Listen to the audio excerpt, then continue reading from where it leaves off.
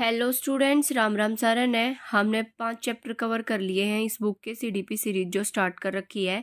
आज हम करेंगे Kohlberg theory of moral development. इसके लिए भी जो मैंने पहले वीडियो डाल रखी है भाई वो देख लेना, ये बहुत ट्रिक से करा रखी है, ठीक है। तो पहले आप ये वीडियो देख के फिर बुक से रीड करना, तो आपको क्या होएगा कि अच्छे से समझ आ जाएगा। इसमें मैंने ये ट्रिक से पूरे करा रखे हैं, पूरी थ्योरी है, फिर बुक से बस पढ़ लेना, ठीक है। देखो, मैं इसलिए बुक से ही करा रही हूँ क्योंकि नोट्स वाला मैंने करा रखा है और इसी प्लेलिस्ट में मिल जाएगी आपको भी उस दूसरी वीडियो का लिंक भी, ठीक है। तो Kohlberg theory of moral development क्या है। कोलबर्ग एक साइंटिस्ट था। कहाँ का था ये? अमेरिका का था। तो अमेरिका का साइकोलॉजिस्ट था, ठीक है। अब देखो, किसी भी बात का हल है, मतलब आजकल देखा होगा भाई, हर कोई अमेरिका में जान लग रहा है दूसरे देश में कमाने खातर, तो यहाँ से ध्यान रख सकते हो आप, ठीक है ना। तो आपकी लाइफ में आपने रुपया से रिलेटेड कोई प्रॉब्लम का हल दिख रहा है तो नू है कि भैया मैं दूसरे देश में चले जाऊँ, है ना। तो ये क्या था, एक अमेरिकी साइकोलॉजिस्ट था। इसने कौन कौन सी बुक वो करी थी, देखो। एक थी the philosophy of moral development, दी थी इसने 1981 में। Meaning and measurement of moral development 1981 में। The psychology of moral development 1984 में, ठीक है। और इसकी फेमस स्टोरी कौन सी है? हिंज की दुविधा। ये आपको पता भी होगा, हिंज की दुविधा। इसकी पत्नी बीमार हो गई थी और स्टोर वाला ज़्यादा रुपये मांग रहा था, तो ये दुविधा में था, अगर चोरी करता तो फंसता, नहीं करता तो उसकी बीवी मर जाती है ना। तो ये हिंज की दुविधा है। फिर व्हाट इज मोरलिटी। मोरलिटी क्या होती है, क्या सही है और क्या गलत है, उसके बारे में आपकी अवधारणा, उसके बारे में आपकी सोच, उसी को मोरलिटी बोलते हैं। लाइफ में अपनी जब हम बड़े हो जाते हैं तो आपको इतनी समझ तो आ जाती है ना कि क्या सही है क्या गलत है, तो ये मोरल ही होता है। तो व्हाट इज मोरल डेवलपमेंट क्या होता है? मोरल डेवलपमेंट वो प्रोसेस होती है जहाँ लोग सही और गलत, उचित और अनुचित के बारे में प्रगतिशील समझ बनाते हैं। मतलब उनको पता चल जाता है कि क्या चीज़ सही है, क्या चीज़ गलत है, क्या चीज़ उनके लिए उचित रहेगी, क्या अनुचित रहेगी, है ना। और जो पियाजे था और कोलबर्ग था, इन दोनों ने ही क्या दिया था, कॉन्सेप्ट दिया था मॉरल डेवलपमेंट का। ये चीज़ इंपॉर्टेंट है, ध्यान रखना। अब है एस्पेक्ट्स ऑफ मॉरल डेवलपमेंट। इसमें 4 चीज़ें आती हैं, देखो। एक होता है मॉरल रियलिज्म, एक कोऑपरेशन, एक मॉरल डायलिमा मीन्स की नैतिक दुविधा, एक रीजनिंग, ठीक है। एक कैनल ग्रीनेड थी, इसी की स्टूडेंट थी, इसकी कोलबर्ग की। उसने क्या दिया था, इसकी एक स्टूडेंट थी, इसी ने इसका क्या कर दिया था, क्रिटिसाइज कर दिया था इसकी थ्योरी को, मतलब इसका विरोध कर दिया था। क्यों करा था? क्योंकि इसने बस हिंज का जिक्र कर रखा है कि ये तो है ना, मतलब बस पुरुषों पे ध्यान दे रहा है, मतलब लड़कियों को इग्नोर कर दिया इसने, इसलिए। अब मॉरल रियलिज्म क्या होता है? हमें पता है कि रियलिज्म मतलब रियलिटी। आपको पता है कि भाई जो रूल्स हैं वे फिक्स है, ठीक है, एब्सोल्यूट है, आप उनको चेंज नहीं कर सकते। कुछ रूल्स तो हमारी लाइफ में ऐसे हैं ही, ठीक है, समाज के। अगर आप रूल्स तोड़ोगे तो आपको पनिशमेंट मिल जाएगी, मतलब जब आपको रियलिटी, वास्तविकता का वो दो, तो वो होता है रियलिज्म। जैसे अब आप एग्जाम की तैयारी करोगे तो, मतलब पढ़ोगे तो ही एग्जाम क्लियर होएगा। किसी की 5 मिनट वीडियो देख रहे हो आपकी, भाई 5 मिनट में कैसे क्लियर करें, उन चीज़ों से थोड़ी कुछ होएगा, ठीक है। फिर है मोरल कोऑपरेशन। मोरल कोऑपरेशन क्या होता है? नैतिक सहयोग क्या बोलता है कि जो रूल्स होते हैं ना, वे सामाजिक परंपराएं हैं जिन्हें जो है कैन बी चैलेंज किया जा सकता है और मॉडिफाई करा जा सकता है व्हेन कंसर्न पार्टीज एग्रीज। मान लो आपकी मतलब सोसाइटी है या आपके इलाके में कोई ऐसा रूल बना दिया जिससे सबको दिक्कत हो रही है, तो आप कमेटी बना के मतलब लोगों को इकट्ठा करके उस रूल्स को चेंज कर सकते हो, ठीक है। तो वे चेंज कर सकते हैं, उनको मॉडिफाई कर सकते हैं अगर रीजन जायज़ हो तो, है ना। एग्जाम्पल जैसे अब आपने, हमें पता है कि लाल बत्ती हो तो मतलब रेड लाइट आ रही हो तो आप व्हीकल को क्रॉस नहीं कर सकते, पर आपने देखा होगा जब एम्बुलेंस आती है तो एम्बुलेंस तो रेड लाइट को क्रॉस कर देती है।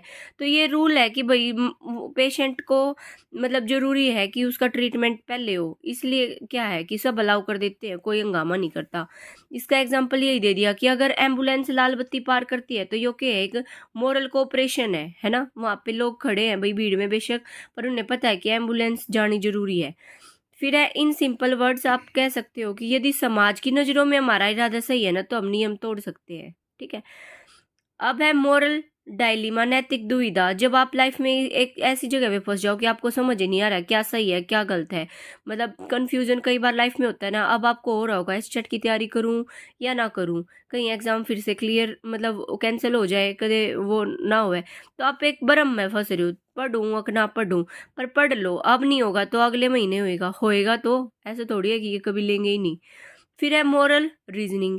मोरल रीजनिंग क्या होता है, जिसमें आप तर्क करते हो, मतलब कि यह न्याय दृष्टिकोण है। It is a justice perspective होता है इसका, जो थिंकिंग की प्रोसेस होती है, इन्वॉल्व करती है in the judgement of questions of right and wrong के इज मोरल रीजनिंग होती है। जब आप तर्क करते हो सही और गलत के प्रश्नों के निर्णय में शामिल सोचने की प्रक्रिया, मतलब जब आप दिमाग लगा के सोच लो हाँ ये तो पढ़ ले या बात सही है, तो मतलब आपने निर्णय ले लिया है ना। तो रीजनिंग तो अपने दिमाग के घोड़े चलाने पड़ेंगे रीजनिंग में, है ना।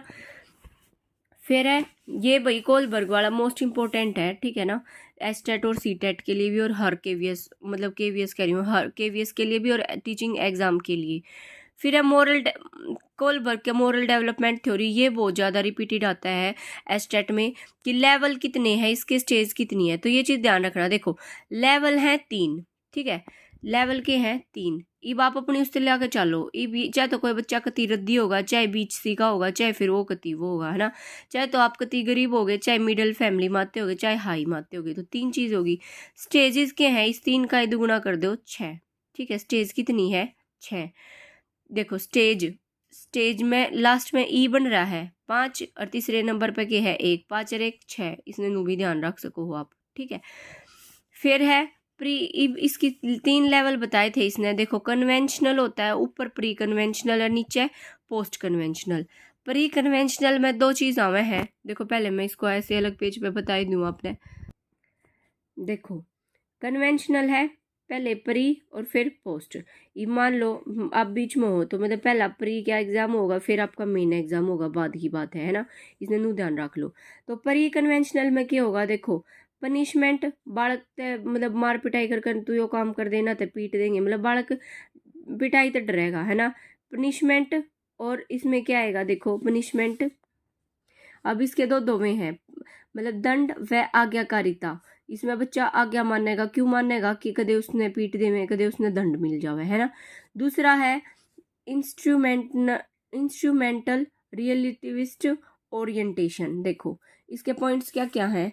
इनफेंसी में बाल विकास नहीं होता, ये चीज़ ध्यान रखना, ठीक है, जब आप इनफेंसी में होते हो।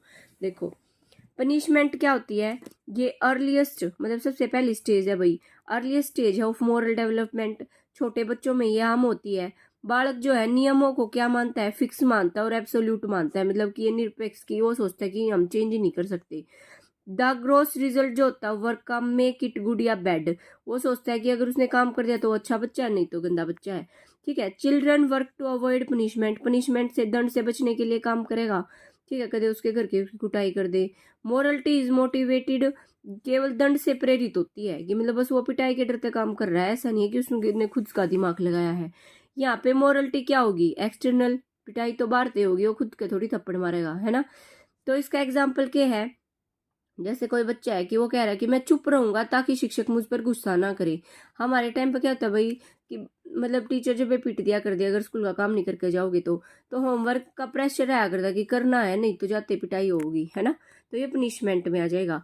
फिर है इंस्ट्रूमेंटल, यहाँ से बहुत ज्यादा आते हैं भाई, इंपॉर्टेंट है। देखो इसमें क्या है, बालक उस काम को अच्छा मानता है जिसमें उसे व्यक्तिगत लाभ हो, मतलब अपना लालच देखेगा वो अगर आप उसको कोई काम करे तो कहेगा नहीं पहले मेरे को आप ये चीज दोगे तो मैं ये काम करूंगा, है ना। तो वो अपना लाभ देखेगा, टिट फॉर टैट करेगा। अगर आप उसके साथ जैसा बिहेव करोगे वो भी वैसा ही करेगा। फिर क्या है, पारस्परिकता, रेसिप्रोसिटीज पॉसिबल होती है लेकिन केवल तभी जब वह अपने हितों की पूर्ति करे, मतलब जब आप उसके इंटरेस्ट को पूरा कर रहे हो ना तभी वो आपके काम करेगा। इसमें क्या है, नैतिक विकास के स्तर में क्या होते हैं, बच्चे का जो व्यक्तिगत दृष्टिकोण को ध्यान में रखते हैं। Children account for individual point of view देखता है और व्यक्तिगत जरूरतों को पूरा करने के तरीके के आधार पर कामों का निर्णय करते हैं। जैसे कि भाई कोई बालक कह रहा है कि यदि आप मेरा होमवर्क करते हैं तो मैं आपको मेरी नकल करने दूंगा, है ना। तो मतलब वो अपना काम भी निकाल रहा है साथ में। तो प्री में क्या आएगा, देखो सबसे पहले क्या आएगा भाई, पनिशमेंट वाला आएगा और क्या आएगा, टिट फॉर टैट, मतलब जैसे को तैसा, जैसा आप उसका काम करोगे वैसा ही वो आपको करके देगा, ठीक है। फिर आ जाता है कन्वेंशनल। कन्वेंशनल में होता है 2 होते हैं, देखो गुड बॉय बैड बॉय, मतलब एक अच्छा बच्चा एक गंदा बच्चा, है ना। तो इसमें क्या होया करे, बालका कनू होया करे कि है ना मैं ज्यादा से ज्यादा अच्छे काम कर दूं ताकि उसकी सराहना मिले, मतलब तारीफ का बुक्का होया करे वो, है ना। तो वो ज्यादा काम क्यों करेगा, ताकि उसकी तारीफ करी जावे। फिर है गुड बॉय बैड बॉय, और वो उनके मानेगा समाज के उन रूल्स ने फॉलो करेगा, वो मानेगा कि ये तोड़ दिए तो उसने सजा मिलेगी। ठीक है, तो प्री में तेन मान लो, देखो शुरू शुरू की चीज है भाई, स्कूल में बालक जा रहा है, रोन लग रहा है, तो उसने पनिशमेंट देकर डांटना पड़ेगा। फिर बालक में थोड़ा सा भाई, छोटे बच्चा में और ज्यादा नू होया करे कि उसकी जिद पूरी, जब मतलब उसका काम करोगे तो वो हो जाओगा, है ना। तो प्री के तेनू ध्यान रख लो। फिर बीच सी में बात आ जाओगी तो वही बीच सी में बालक के हो जाओगा, बालक नू होगी कि है ना उसने सराहना मिले, उसकी सब तारीफ करे, तो वो अच्छा बच्चा बनने के चक्कर में सारे काम करेगा, है ना। तो उसने किसी मतलब मोटिवेशन की या किसी ने देखने की जरूरत नहीं पड़ेगी, वो अपने आप में वो करेगा और समाज के नियमों ने फॉलो करेगा। पोस्ट में यह चीज आ जाया करे कि है ना, उसने मेरा लग जाएगा कि भाई ये रूल्स, मतलब उसमें इतनी समझ आ जाएगी, अगर उसने वो रूल अच्छा नहीं लग रहा भाई, उसने सेध रहा है, तो वो उन रूल्स ने तोड़ने की भी सोच लेगा, है ना। अगर वो किसी ने नुकसान दे रहे हैं तो वो क्यों भाई, ये चीज जरूरी थोड़ी है ना। तो उसका यह चीज समझ आने लग जाएगी पोस्ट में। पोस्ट मतलब तुम मान लो बिल्कुल उसका डेवलपमेंट हो लेगा। यही बात लिख रखी है इन्होंने, सेम अब पढ़ोगे तो आप। ठीक है, यहाँ तक हो गया। अब है कन्वेंशनल लेवल, ये 10 से 13 साल का होता है, ये एज ज़्यादा इंपॉर्टेंट नहीं है, इसमें सही गलत का ज्ञान हो जाता है। मोटिवेशन इसमें इंटरनल, मतलब अंदर से ही आता है उसको मोटिवेशनल, और जो बिहेव करेगा वो एक्सटर्नल होएगा। एक्सटर्नल क्यों होएगा, क्योंकि वो दूसरों को दिखाने के लिए तो कर रहा है। ठीक है, इसमें क्या होती है, जो रीजनिंग बेस्ड होती है on the norms of the group to which the person belong, मतलब तर्कन जो उसकी रीजनिंग होती है, उसकी जो दिमाग है जिससे व्यक्ति संबंधित होता है उसी पे आधारित होगी। तो इसमें क्या पॉइंट आएंगे, good boy and nice girl का, अच्छा लड़का अच्छा लड़के बनने का क्या है, मतलब अच्छा बच्चा बनने की अवधारणा आ जाती है उसमें। बालक प्रशंसा, मतलब कि प्रशंसा का और अप्रूवल के प्रति ज्यादा आकर्षित होता है। इस स्तर पर जो है सहयोग को, जो कोऑपरेशन होता है, व्यक्ति के सर्वोत्तम आचरण के रूप में स्वीकार किया जाता है। उदाहरण है, कक्षा में अच्छा बालक बनने के लिए अध्यापक से दूसरे बालकों की शिकायत करना। देखा भी होगा हर क्लास में होता है भाई, ये तो चाहे कॉलेज में जा लो कितने जा लो, एक बालक तो ऐसा पाया कि जो टीचर के पीछे पीछे आने लगा, मैम डस्टर लेकर आऊँ, मैम पानी लेकर आऊँ, मतलब वो बिल्कुल उसका चमचा बना रहा होगा, है ना। क्यों, क्योंकि ताकि टीचर उसको ना मारे और उसकी तारीफ करे टीचर की, देखो इस जैसे बनो, फलाना दिख रहा है ना। फिर है सोशल, इसी में क्या है कि जैसे क्वेश्चन आएगा, क्लास में आते ही बच्चों की शिकायत करी है, तो वो क्या है, मतलब इसमें ऐसे क्वेश्चन आते हैं तो वो क्या है, गुड बॉय और नाइस गर्ल का वो कॉन्सेप्ट आ जाएगा।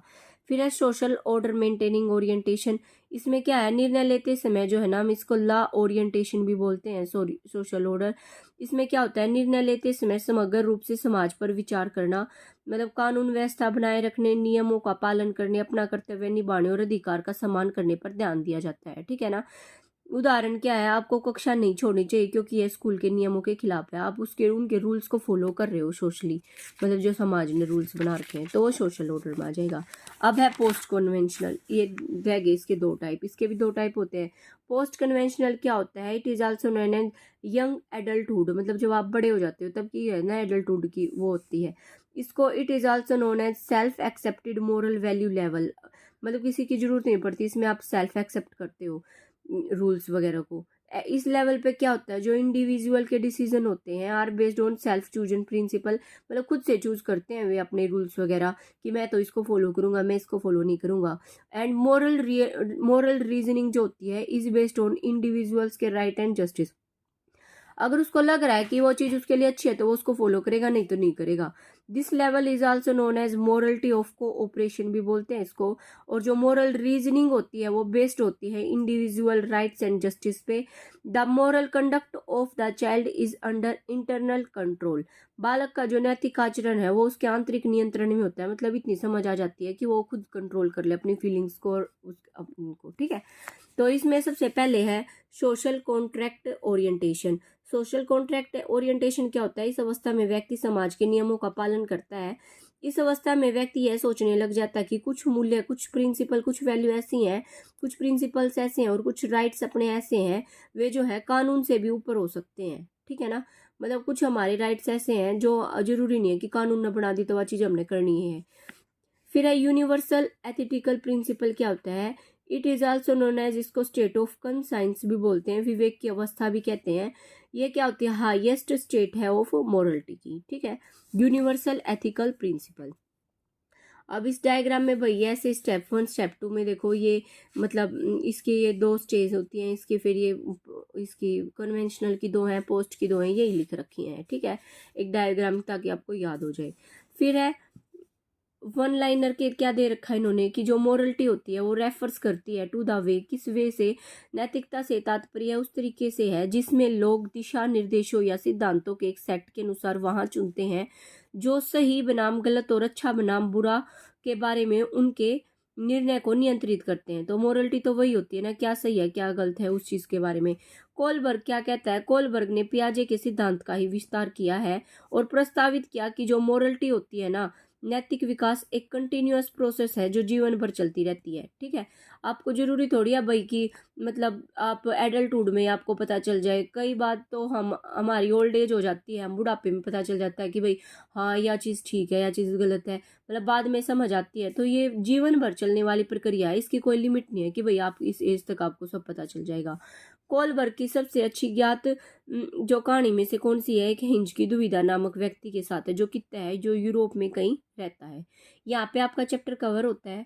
अगर आपको इस बुक्स वाले मतलब अच्छे से याद नहीं हुआ है तो आप एक बार वो नोट्स वाली वीडियो जो मैंने उसमें प्लेलिस्ट में डाल रखी है, ठीक है, ये मत सोचना वो तो बीएड के एग्जाम के लिए है, सेम ही कॉन्सेप्ट है।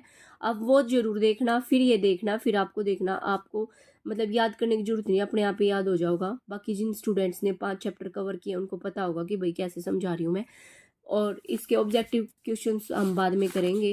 अब हम नेक्स्ट चैप्टर करेंगे अगली वीडियो में, जो कि पियाजे का मोरल डेवलपमेंट होएगा। ठीक है, तो all the best for your exam और फॉर योर काइंड इन्फॉर्मेशन। हमने 15 दिन का टारगेट लिया है एचटेट का। ठीक है, आप उसको फॉलो करके देखना, फिर बाद में आप 15 दिन के बाद अपनी तैयारी देखना। ठीक है, थैंक यू सो मच।